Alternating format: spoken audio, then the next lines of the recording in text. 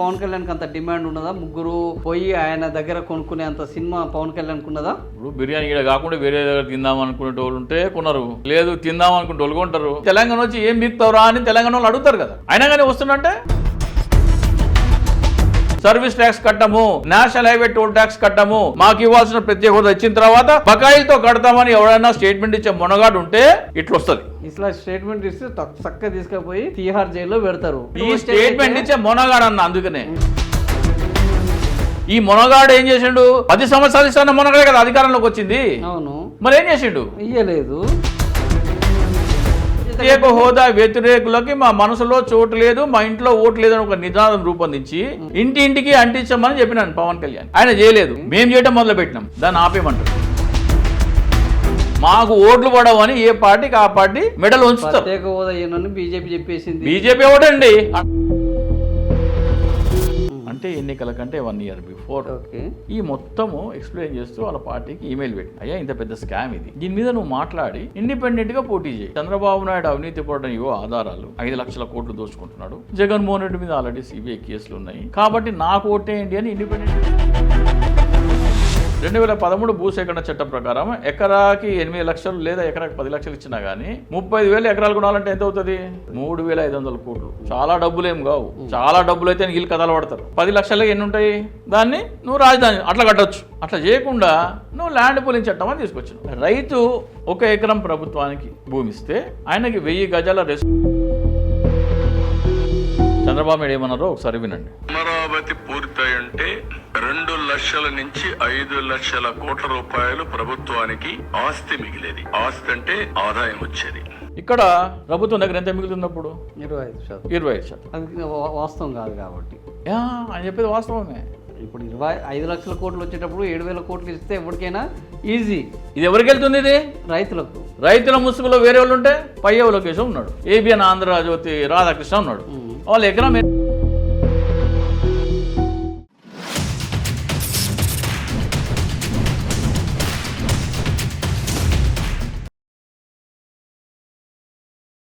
పవన్ కళ్యాణ్ తెలంగాణలో తన పార్టీని బలోపేతం చేస్తానంటూ రావడము అసలు దేనికి సంకేతము? ఆయన ఉద్దేశం ఏంది? ఆయన లక్ష్యం ఏంది? ఇలాంటి విషయాల మీద మనతో మాట్లాడడానికి పొలిటికల్ అనలిస్ట్ చింతా రాజశేఖర్ గారు మనతో ఉన్నారు. ఆయన అడిగి మరిన్ని వివరాలు తెలుసుకుందాం. అన్న నమస్తే.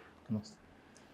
సో ఇప్పుడు అమరావతి ఉండొద్దు అని జగన్ అనుకున్నాడు, అమరావతి ఉండాలని ఆంధ్రులు అనుకున్నారు. ఆంధ్రులు ఏదైతే కోరుకున్నారో అదే దానికోసం నేను చంద్రబాబుతో కలిసి అమరావతి కోసం పనిచేశాను అని పవన్ కళ్యాణ్ చెప్పాడు. సో అందులో పవన్ కళ్యాణ్ తప్పేంటి? పవన్ కళ్యాణ్ కూడా జనం కోరుకున్నది చేసినట్టుగా చంద్రబాబు ప్లే చేసినా ఏ చేసినా జనం కూడా అదే కోరుకున్నారు కదా, ఆంధ్రలో అమరావతి రాజధాని కావాలని. ఆంధ్రప్రదేశ్ రాష్ట్రం విడిపోయింది.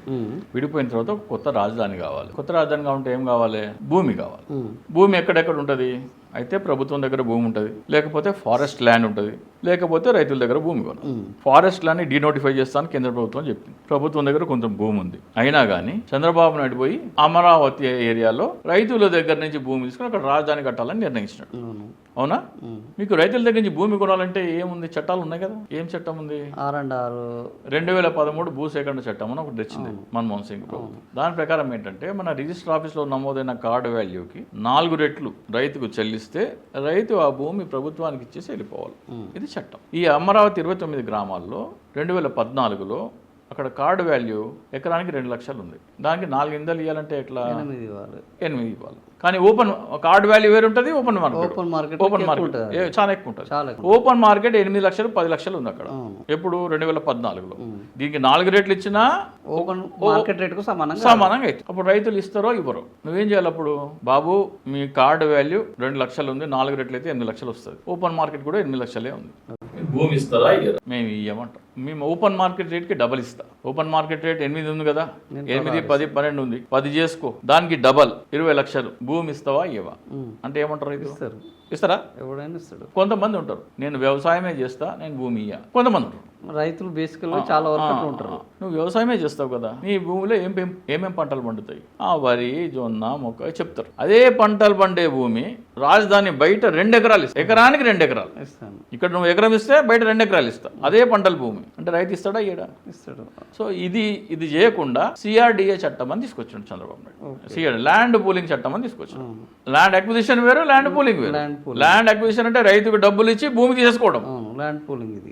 ల్యాండ్ పూలింగ్ అనేది కొత్త చట్టం తీసుకొచ్చాడు. అప్పుడు ల్యాండ్ అక్విజిషన్ చేస్తే 2013 భూసేకరణ చట్టం ప్రకారం ఎకరాకి 8 లక్షలు లేదా ఎకరాకి 10 లక్షలు ఇచ్చినా గానీ 35,000 ఎకరాలు కొనాలంటే ఎంత అవుతుంది? చాలా డబ్బులు అవుతుంది. 3,500 కోట్లు. చాలా డబ్బులు ఏం కావు. చాలా డబ్బులు అయితే నీళ్ళు కథలు పడతారు. ఓకే. 35,000 ఇంటూ ఎకరానికి కోట్లు ఎన్ని లక్షలు ఉంటాయి? 100 లక్షలు. 10 లక్షలు ఎన్ని ఉంటాయి కోటిలో? ఎన్ని 10 లక్షలు ఉంటాయి? 10 ఉంటాయి. 10 ఉంటాయి అంతే. అంటే 10 ఎకరాలు వస్తాయి. ₹1,00,00,000 పెడితే 10 ఎకరాలు వస్తాయి. 100 కోట్లు పెడితే 100 ఎకరాలు. 1000 కోట్లు పెడితే 1000 ఎకరాలు 30,000 కోట్లకు 30,000 కోట్లు అవుతుంది. అయిపోతుంది. 3,500 కోట్లతో 35,000 ఎకరాలు కొనొచ్చు. మార్కెట్ రేట్ డబుల్ ఇస్తే 7,000 కోట్లు. 7,000 కోట్లు పెట్టి నువ్వు రైతు దగ్గర భూమి కొన్నట్టయితే ఆ భూమి అంతా ఏమవుతుంది? ప్రభుత్వ భూమి అవుతుంది. దాంట్లో నువ్వు రాజధాని కొట్టవచ్చు. అంటే రైతుల దగ్గర భూమి కొని దాన్ని ప్రభుత్వ భూమి చేస్తే దాన్ని నువ్వు రాజధాని అట్లా కట్టవచ్చు. అట్లా చేయకుండా నువ్వు ల్యాండ్ పూలింగ్ చట్టం అని తీసుకొచ్చినావు. రైతు 1 ఎకరం ప్రభుత్వానికి భూమి ఇస్తే ఆయనకి 1000 గజాల రెసిడెన్షియల్, 450 గజాల కమర్షియల్ ప్లాట్ ఇస్తారు. కొన్ని చోట్ల 250 ఉంది, కొన్ని చోట్ల 300 ఉంది, కొన్ని చోట్ల 4 అంటే అందులో పంటలు పండే క్రాప్ని బట్టి డిసైడ్ చేస్తారు. 1450 గజాలు ఇస్తారు. 1 ఎకరంలో ఎన్ని ఉంటాయి గజాలు? 4,840 గజాలు ఉంటాయి. 1250 అనుకుందాం. రైతుకి 1250 ఇస్తే అది 25% అవుతుంది. రైతులకు ఇచ్చే 25% అవుతుంది. 50%లో రోడ్లు, భవనాలు, పార్కులు, ఎమ్యూనిటీస్, పేదలకు ఇళ్ల పట్టాలు 5%, అన్నీ కలిపి 50%. ఇది ఇందులోకి ఒక్క అంగుళం కూడా అమ్మడానికి లేదు. రైతులకి 25% పోతుంది, ప్రభుత్వానికి 50% మిగులుతుంది. ఇక్కడ ప్రభుత్వం దగ్గర ఎంత మిగులుతుంది? అప్పుడు 25%. చంద్రబాబు నాయుడు ఏమన్నారో ఒకసారి వినండి. అమరావతి పూర్తయింటే 2 లక్షల నుంచి 5 లక్షల కోట్ల రూపాయలు ప్రభుత్వానికి ఆస్తి మిగిలేది. ఆస్తి అంటే ఆదాయం వచ్చేది. ఆయన ఏమంటాడు? ఆస్తి ప్రభుత్వానికి 5 లక్షల కోట్ల ఆస్తి మిగిలేదు. ఏంటి అమరావతి పూర్తి అంటే? ఇది 2023లో చంద్రబాబు నాయుడు అన్న మాటలు. అది ప్రభుత్వానికి మిగిలే ఆస్తి ఎంత? 25%. దీని విలువ ఎంత అంటున్నాడు? 5 లక్షల కోట్లు అంటున్నాడు. 5 లక్షల కోట్లు నేను అంటలేదు. అవును, చంద్రబాబు నాయుడు. ఇది 25% విలువ 5 లక్షల కోట్లు అయితే ఇది కూడా 25%. దీని వాల్యూ ఎంత? రైతులకు ఇచ్చే వాటా 5 లక్షల కోట్లు. నువ్వు మార్కెట్ రేట్ కి డబుల్ ఇచ్చినా గానీ కొంటే ఎంత అవుతుంది? 3,500 కోట్లు. 7,000 కోట్లు. 7,000 కోట్లు పెడితే రైతులకు ఇవ్వాల్సిన పని లేదు కదా. ఈ 5 లక్షల కోట్లు అప్పుడు ఎవరికి వస్తుండే? ప్రభుత్వానికి వస్తుంది. ప్రభుత్వానికి రాకుండా వీళ్ళకి ఎందుకు ఇస్తున్నావు? అది వాస్తవం కాదు కాబట్టి ఆయన చెప్పేది. ఆయన చెప్పేది వాస్తవమే. ఆయన చెప్పేది వాస్తవమే. ఇప్పుడు 25 లక్షల కోట్లు వచ్చేటప్పుడు 7,000 కోట్లు ఇస్తే ఎప్పటికైనా ఈజీ. ఇది ఎవరికి వెళ్తుంది? ఇది రైతులకు. రైతుల ముసుగులో వేరే వాళ్ళు ఉంటే రైతులు బినామీలకు. ఫర్ ఎగ్జాంపుల్ పయ్యవ లోకేశం ఉన్నాడు, ఏబిఎన్ ఆంధ్రజ్యోతి రాధాకృష్ణ ఉన్నాడు. వాళ్ళు ఎకరం 8 లక్షలు పెట్టి భూములు కొన్నారు. ఏడా? అమరావతిలో కొంటారు. రైతుకి ఎంత ఇచ్చినారు? 8 లక్షలు ఇచ్చినారు. చేశారు. వాళ్ళకి 1450 గజాలు. ఏబిఎన్ రాధాకృష్ణకి ఎస్ఆర్ అంటే నేషనల్ హైవే వెస్ట్ బైపాస్ అని వచ్చింది. విజయవాడ సిటీలోకి వెళ్ళకుండా బయట నుంచి ఒక బైపాస్ ఇచ్చినారు నేషనల్ హైవే. అది దాన్ని ఆనుకొని ఎస్ఆర్ఎం యూనివర్సిటీ ఆపోజిట్లో ఆయనకి 3 ఎకరాలకి ప్లాట్లు ఇచ్చినాడు. ఒక్కొక్క ఎకరానికి 1450 గజాలు. 4,800 ఉంటుంది కదా ఈయనకి వచ్చేది. ఈయనకి సిఆర్డిఏలో గవర్నమెంట్ కి ల్యాండ్ పూలింగ్ ఇస్తే ఈయనకు వచ్చేది 1000 గజాల రెసిడెన్షియల్, 450 కమర్షియల్ 1450 గజాలు వస్తాయి. దాని హైవే అనుకున్నది ఎకరానికి ఎంత అమ్ముతాడు? మార్కెట్ రేట్ ప్రకారం అమ్ముతాడు. 1,00,000 వేసుకుందాం, తక్కువ. గజానికి 1,00,000 అంటే 1450కి 14.5 కోట్లు. 14.5 కోట్లు. నేను చెప్పింది అంతే కదా. ఇప్పుడు చంద్రబాబు నాయుడు ఏమంటాడు? దీని విలువ ఎంత అంటాడు? 5 లక్షల కోట్లు అంటాడు. మొదటి దశలో సేకరించింది ఎంత? 35,000 ఎకరాలు. 38,000 ఎకరాలు. మీరు క్యాల్కులేటర్ తీసుకొని 35,000 ఎకరాలు 5 లక్షల కోట్లు డివైడ్ బై 35,000 కొట్టండి. అది కూడా 14.5 కోట్లే అవుతుంది. ఓకే. 5 లక్షల కోట్లు డివైడ్ బై 35,000 కొట్టండి. సో మొత్తం మీరు ఈ లెక్కల మీదనే ఉన్నారు. ఈ లెక్కలు మొత్తం వేశారు. ఈ సిఆర్డిఏ చట్టం, ఈ ల్యాండ్ పూలింగ్ చట్టం ఎందుకు తీసుకొచ్చినావు నువ్వు? అంటే వాళ్ళకు బెనిఫిట్ చేయడం కోసమే తీసుకొచ్చారు అనేది. మరి ఇంకెందుకు తీసుకొచ్చినావు? ఇప్పుడు రైతులకు ఈ విషయం అర్థం కావట్లేదా? ఈ విషయం ఎందుకు చెప్పట్లేదు అంటున్నాను నేను. ఏబిఎన్ రాధాకృష్ణ కొన్నాడు కదా ఎకరం 8 లక్షలకు. నేనేమంటున్నాను? ఎకరానికి 20 లక్షలు ఇవ్వమంటున్నా. ఆ రైతుకి ఎంత వచ్చేది? 8 బదులు 20 వచ్చేది. లాభం ఎవరికి వచ్చేది? గవర్నమెంట్కి వచ్చేది. ఎకరానికి డబుల్ ఇస్తే లాభం ఎవరికి వచ్చేది? గవర్నమెంట్కి వచ్చేది. గవర్నమెంట్ అంటే ప్రజలకు వచ్చేది. మీరు అంటారు రైతులు లాభపడితే మీకేమన్నా మీకేం బాధ అవుతుంది? రైతులే కదా బాగుపడేది. రైతులే కదా బాగుపడేది. ఆడ కట్టే బిల్డింగ్లు ఎవరివి? హైకోర్టు కానీ ఆడ భూమి రేట్ ఎందుకు పెరుగుతుంది? రాజధాని కట్టున్నాయి కాబట్టి, రాజధాని వచ్చినాయి కాబట్టి. రాజధానిలో ఉన్న మెయిన్ బిల్డింగ్ లేదు, హైకోర్టు, సెక్రటేరియట్, అసెంబ్లీ. ఈ బిల్డింగ్లు ఎవరివి? ప్రభుత్వానికి. అంటే ప్రజలవే. 5 కోట్ల మంది ప్రజల బిల్డింగ్లు ఆ భూమిలో కడితేనే ఆ భూమి విలువ పెరుగుతుంది, లేకపోతే పెరుగుతుందా? పెరగదు. భూమిలో పెరగడం కారణం ఎవరు మరి? ప్రభుత్వం తీసుకున్న నిర్ణయం. ప్రభుత్వ నిర్ణయం కాదు, ప్రజల భవనాలు. అవి ప్రజా భవనాలు కానీ ప్రభుత్వమే కదా నిర్ణయం. అదే ప్రభుత్వం ఆడ అవి ప్రభుత్వం నిర్ణయం అంటే తీసుకొని ఆడ నేను ఏం చేయను, ప్రభుత్వ భవనాలు కట్టాలంటే పెరగదు కదా. ఆడ ప్రభుత్వ భవనాలు కడితేనే పెరుగుతుంది. ప్రభుత్వ భవనాలు ఎవరి? ప్రజల ఆస్తి. అంటే ఈ 35,000 ఎకరాలలో ప్రజలకు సంబంధించిన భవనాలు కడితేనే భూమి విలువ పెరుగుతున్నప్పుడు లాభం ఎవరికి వెళ్ళాలా? ప్రజలకు వెళ్ళాలనా, భూమి ఇచ్చిన వాళ్ళకి వెళ్ళాలనా? ఇప్పుడు ఇందులో పవన్ కళ్యాణ్కి ఏమున్నది? ఇది పాయింట్. పవన్ కళ్యాణ్కి 18 ఏప్రిల్ 2023 అంటే ఎన్నికల కంటే 1 ఇయర్ బిఫోర్ ఈ మొత్తము ఎక్స్ప్లెయిన్ చేస్తూ వాళ్ళ పార్టీకి ఈమెయిల్ పెట్టి, అయ్యా ఇంత పెద్ద స్కామ్ ఇది, దీని మీద నువ్వు మాట్లాడి ఇండిపెండెంట్గా పోటీ చేయి. ఇండిపెండెంట్గా పోటీ చేస్తే చంద్రబాబు నాయుడు అవినీతి పడడం ఇవో ఆధారాలు, 5 లక్షల కోట్లు దోచుకుంటున్నాడు, జగన్మోహన్ రెడ్డి మీద ఆల్రెడీ సిబిఐ కేసులు ఉన్నాయి, కాబట్టి నాకు ఓటేయండి అని ఇండిపెండెంట్గా వెళ్ళు. నీకు మంచి సీట్లు వస్తాయి, 60-70 సీట్లు వస్తాయి నీకు. మీరు అన్నట్టే 2019లో పోటీ చేస్తే ఆయన పోటీ చేసిన 2 చోట్ల కూడా ఓడించారు, భూమిని నాకించారు. మీలాంటి వాళ్ళ సలహా వల్లనే సంకనాకరని ఆయన ఇప్పుడు నెత్తినోరు కొట్టుకుంటున్నారు. నేను పార్టీ పెట్టిందే సీఎం అవడం కోసం కాదన్నాడు. మీరు అన్న దానికి సమాధానం 2019లో ఏం జరిగింది చెప్తా. 2015 నుంచి 2019 వరకు కూడా పవన్ కళ్యాణ్కి నేను ఒక సలహా చెప్పేది, ప్రతి ఒక్క పౌరుడు ఇటువంటి బ్యాడ్జ్, ప్రత్యేక హోదా ఆంధ్రప్రదేశ్ హక్కు ఉన్న బ్యాడ్జ్ వాళ్ళ గుండెల మీద పెట్టుకోవాలా అని పిలిపివ్వండి. ఈ బ్యాడ్జ్ పెట్టుకుంటే ప్రత్యేక హోదా వస్తుందా పిచ్చోడా అని మీరు అనొచ్చు. అంతే కదా. ఈ బ్యాడ్జ్ పెట్టుకుంటే ఏమి అని అర్థం ఏం చెప్పాలంటే, ఈ బ్యాడ్జ్ పెట్టుకున్నోడు ప్రత్యేక హోదా ఇవ్వని పార్టీకి నేను ఓటేయనని చెప్తున్నా. ఆంధ్రప్రదేశ్లో 5 కోట్ల మంది పెట్టుకుంటే ఏమవుతుంది? అప్పుడు మీరు 100కు ఓటేయాల్సి వస్తుంది అందరు కలిసి. ఎట్లయితుంది? పార్టీలు మాకు ఓట్లు పడవని వంగుతారు, మాకు ఓట్లు పడవని ఏ పార్టీకి ఆ పార్టీ మెడల్ ఉంచుతారు. ప్రత్యేక హోదా ఏనని బీజేపీ చెప్పేసింది. బీజేపీ ఒకటండి, వాళ్ళమ్మ మొగుడిస్తాడు.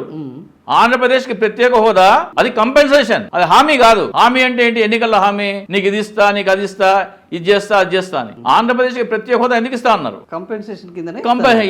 కంపెన్సేషన్ అంటే అది ఇయ్యను అంటానికి లేదు. నష్టపరిహారం వేరు, హామీ వేరు. నష్టపరిహారం ఆంధ్రప్రదేశ్ కి ప్రత్యేక హోదా ఎందుకు ఇస్తామన్నారు అంటే, పునర్విభజన చట్టంలో ఉన్నదా ప్రత్యేక హోదా అనేది? పునర్విభజన చట్టంలో లేదు. పునర్విభజన చట్టం ఎక్కడ పాస్ అయింది? లోక్సభలో, రాజ్యసభలో. రాజ్యసభలో మన్మోహన్ సింగ్ ఏమని ప్రతిపాదించిండు? వాళ్ళు ఓవరాల్ గా చెప్పారు. అదే ఏమని చెప్పిండు? మీకు ప్రత్యేక హోదా 5 సంవత్సరాలు ప్రత్యేక హోదా ఇస్తా అని మన్మోహన్ సింగ్ చెప్పారు. దానికి వెంకయ్యనాయుడు ఏమన్నాడు? మాకు ప్రత్యేక హోదా అవసరం లేదు. 5 కాదు 10 సంవత్సరాలు అన్నాడు. 5 ఒప్పుకోం మేము, 10 సంవత్సరాలు అన్నాడు. 10 సంవత్సరాలు అంటే దానికి డివిజన్ పెట్టమన్నాడు. డివిజన్ అంటే ఏంటి? ఆ డివిజన్ పెడితే దానికి పాస్ అయితేనే బిల్లు. డివిజన్ పాస్ అయితేనే బిల్లు. సో ఇక్కడ ప్రత్యేక హోదా వద్దు అని, ప్రత్యేక హోదా ఇస్తామనే కండిషన్ మీద రాజ్యసభలో పాస్ అయింది. అవును, కానీ అందులో చట్టంలో లేదు కదా. చట్టంలో లేదంటే లోక్సభలో పాస్ అయిపోయి వచ్చింది, ఈ లోపల నోటిఫికేషన్ వస్తుందని పెట్టలేదు కదా. ఈ మొనగాడు ఏం చేసిండు? 10 సంవత్సరాలు ఇస్తాన మొనగాడే కదా అధికారంలోకి వచ్చింది. అవును, మరి ఏం చేసిండు? ఇయ్యలేదు, మోసం చేసిండు. అదే కదా చెప్పేది. మోసం చేసిన వాళ్ళతోటే కదా మీరు ఇప్పుడు పోతున్నది. ఎవరు పోతున్నది? జత కట్టింది చంద్రబాబు నాయుడు, పవన్ కళ్యాణ్, అందరూ ఇంక్లూడింగ్ జగన్. అదే ప్రత్యేక హోదా వ్యతిరేకులకి మా మనసులో చోటు లేదు, మా ఇంట్లో ఓటు లేదు అని ఒక నినాదం రూపొందించి ఇంటింటికి అంటించమని చెప్పినాను పవన్ కళ్యాణ్. ఆయన చేయలేదు, మేము చేయటం మొదలు పెట్టినాం, దాన్ని ఆపేయమంటాడు.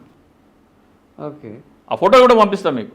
ఇంటింటికి మేము అంటించిన పోస్టర్ ఎక్కడెక్కడ చెప్పిన sir, America, Australia, Europe, middle east, ఈ పోస్టర్ పెట్టుకొని ప్రదర్శనలు చేశారు. అంత ప్రజాదరణ పొందిన దాన్ని ఆయన అందిపుచ్చుకోకుండా దాన్ని ఆపేయమని చెప్పినాడు. ఎవరు? పవన్ కళ్యాణ్. సో 2019లో గెలిచే ఉద్దేశం ఉంటే అది కొనసాగించి ఉంటే ఆయన సీఎం 2019లో మాకు ఫోన్ చేసి ఆ ప్రోగ్రామ్ ఆపేయమని చెప్పినాడు. అర్హాం యూసుఫ్ అని వాళ్ళ దగ్గర జనరల్ సెక్రటరీ ఉంటారు, పిలిపించి అడగండి. అయిపోయిందా? 2018 మార్చి 14వ తారీఖు నాడు ఆయన వచ్చి మంగళగిరిలో ఒక సభ పెట్టినాడు. పొట్టి శ్రీరాములు గారి స్ఫూర్తిగా నేను ప్రత్యేక హోదా కోసం ఆమరణ నిరాహార దీక్ష చేస్తా అన్నాడు. అన్నాడా లేదా? అన్నాడు. అన్నాడు. ఆమరణ నిరాహార దీక్ష పొట్టి శ్రీరాములు గారు ఎన్ని రోజులు చేసినారు? ఆయన 56 డేస్. చనిపోయాడు. 56 డేస్ చేసినాడు. ఈయన ఆమరణ నిరాహార దీక్ష 56 రోజులు కాదు కదా, 56 గంటలు కాదు కదా, 56 నిమిషాలు కాదు, 56 సెకండ్లు కూడా చేయలేదు. అది చేస్తే కూడా 2019లో సీఎం. ఆమరణ నిరాహార దీక్ష 2018లో ఆయన చెప్పినట్టు ఆమరణ నిరాహార దీక్ష 5 రోజులు కూర్చుంటే 2019లో సీఎం. ఓకే, అది పక్కన పెట్టండి. 2018లో ఏమని చెప్పిండు, మేము ఇండిపెండెంట్ గా వెళ్తున్నా అని చెప్పినాడు. అభ్యర్థులను ఎప్పుడు ప్రకటించాలా? As soon as possible. ఎప్పుడు వీలైతే అప్పుడు ప్రకటించుకోవాలి. రేపు నామినేషన్ లాస్ట్ డే అంటే ఈ రోజు నువ్వు అభ్యర్థిని డిక్లేర్ చేసినావు. రేపు నామినేషన్ లాస్ట్ డే అంటే నువ్వు ఈ రోజున అభ్యర్థికి బీఫామ్ ఇచ్చినావు. నువ్వు గెలవాలని పోటీ చేసినావా, ఓడిపోవాలని పోటీ చేసినావా, ఓటు చీల్చాలని పోటీ చేసినావా? ఓడించినారంటే మీరు ప్రజల కోసం కేసీఆర్కి ఎందుకు ఓట్లు వేసినారు? కేసీఆర్ మీద నమ్మకంతో వేశారు. తెలంగాణ తీసుకొచ్చింది కాబట్టి, తెలంగాణ కోసం పోరాడాడు కాబట్టి ఓట్లు వేసినారు. తీసుకొచ్చాడు, బాగా చేస్తాడు, నమ్మకం కూడా ఉన్నది కాబట్టి వేశారు. ప్రత్యేక హోదా కోసం నువ్వు ఆమరణ నిరాహార దీక్ష చేస్తే ఏమైంది? నువ్వు కూడా గొప్పడు అయ్యేటోడివి, సీఎం అయ్యేటోడివి. అరే నువ్వు నిరాహార దీక్ష చేయాల్సిన అవసరం లేదురా బాబు. ఇంటింటికి మేము పోస్టర్లు అంటిస్తుంటే మా ఊర్లో చేయండి జనాలు ఎగబడుతుంటే అది నువ్వు కంటిన్యూ చేస్తుంటే నువ్వు ఇది కేవలం చంద్రబాబు కోసమే చేయలేదు, బినామీ కాబట్టి అంతే. చంద్రబాబు కూడా చేస్తే, చంద్రబాబు కూడా మరి ప్రత్యేక హోదా వస్తే ఆయన కూడా చరిత్రలో గొప్పవాడైతాడుగా. ఆయన ఎందుకు? ఆయన అసెంబ్లీలో తీర్మానం చేసి పంపిండు కదా నాకు ప్రత్యేక హోదా వద్దని. చంద్రబాబు నాయుడు నాకు ప్రత్యేక హోదా వద్దని అసెంబ్లీ తీర్మానం చేసి పంపిండు. ఎందుకు నమ్ముతారు? ప్రత్యేక హోదా ఏమైనా సంజీవిని అన్నాడు, నమ్మరు కదా ప్రజలు. కానీ ప్రత్యేక హోదా కోసమే కదా మళ్ళీ బీజేపీ వాళ్ళతో ఆయన డిఫర్ అయింది. గత్యంతరం లేక జగన్మోహన్ రెడ్డి మాట్లాడుతున్నాడు, ప్రత్యేక హోదా కోసం పోరాడుతున్నాడు కాబట్టి ఈయన ప్రజలందరూ అటు పోతారని గత్యంతరం లేక ఇటు మరలిండు. ఇప్పుడు ఈ ప్రత్యేక హోదా అయిపోయింది, అమరావతి కూడా ఇప్పుడు కూడా ప్రత్యేక హోదా వస్తుంది. ఇప్పుడు కూడా ఆంధ్రప్రదేశ్ లో ఒక మొనగాడు ఎవడన్నా ఉంటే కేంద్ర ప్రభుత్వం మాకు ఇస్తాన్న ప్రత్యేక హోదా ఇవ్వకపోతే మేము కేంద్ర ప్రభుత్వానికి చెల్లించాల్సిన పన్నులు చెల్లించము, ఇన్కమ్ ట్యాక్స్ కట్టము, సర్వీస్ ట్యాక్స్ కట్టము, నేషనల్ హైవే టోల్ ట్యాక్స్ కట్టము, మాకు ఇవ్వాల్సిన ప్రత్యేక హోదా ఇచ్చిన తర్వాత బకాయిలతో కడతామని ఎవరైనా స్టేట్మెంట్ ఇచ్చే మొనగాడు ఉంటే ఇట్లా వస్తుంది. ఇది సాధ్యమా అసలు? భారతదేశం స్టేట్మెంట్ ఇస్తే ఇట్లా వస్తుంది చెప్తున్నా. షర్మిల గాని, జగన్మోహన్ రెడ్డి గాని, పవన్ కళ్యాణ్ గాని, చంద్రబాబు నాయుడు గారు కానీ ఈ స్టేట్మెంట్ ఇస్తే ఇట్లా వస్తుంది ప్రత్యేక. ఇట్లా స్టేట్మెంట్ ఇస్తే చక్కగా తీసుకుపోయి తీహార్ జైల్లో పెడతారు. అసలు అప్పుడు నెల వచ్చేది వారం రోజులు వస్తుంది. అప్పుడు వీళ్ళని తీసుకుపోయి జైల్లో పెడితే ప్రజలందరూ రోడ్ల మీద ఉంటారు. అప్పుడు ఆపు లాంటి వాళ్ళే మూసుకొని కూర్చున్నారు. ఇవన్నీ కాదబ్బా, వాళ్ళకే అకౌంట్ రద్దయి ఏం చేయాలో దిక్కు లేదు. ఇక్కడ ఈ స్టేట్మెంట్ ఇచ్చే మొనగాడన్న, అందుకనే మొనగాడైతే స్టేట్మెంట్ ఇస్తాడు, ప్రత్యేక హోదా వస్తుంది. మరి ఇప్పుడు ఈ ప్రత్యేక హోదా పక్కన పెట్టి తెలంగాణలో టీడీపీ, జనసేన మళ్ళా విస్తరించాలన్న రాజకీయాలు ఎందుకు చేస్తున్నట్టు? నీకు ఏ పిల్లనే దిక్కు లేదు, తెలంగాణ వచ్చి ఏం చేస్తావు?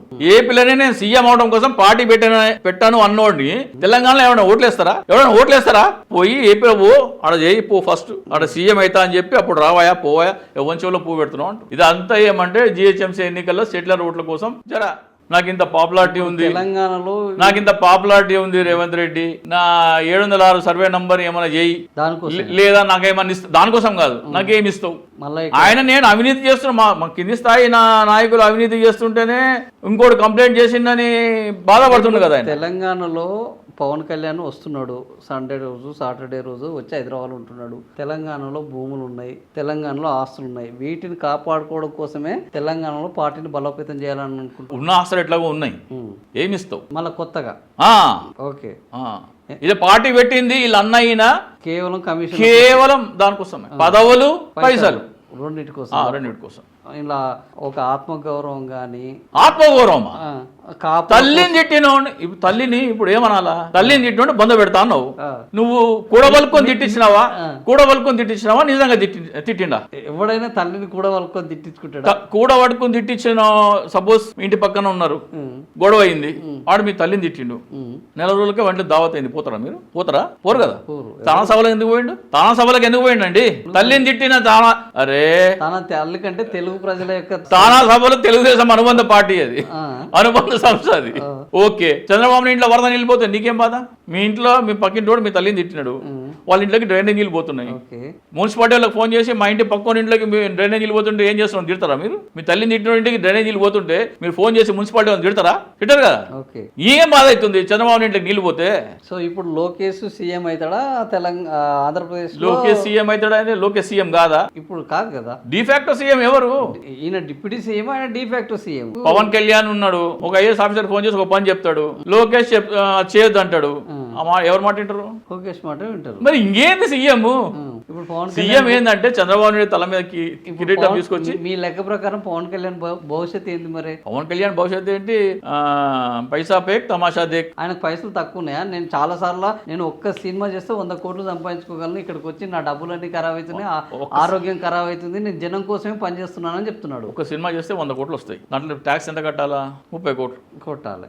70 కోట్లు 70 మిగులుతాయి. 50 మిగిలిన సరే 70 మిగిలిన అనుకుందాం. సంవత్సరానికి ఒక సినిమా చేస్తాడు. 5 సంవత్సరాలు ఏం చేస్తాడు? 5 సినిమాలు 350 కోట్లు. 350 కోట్లు ఒక ఏడాదికి వస్తాయి ఆయనకి.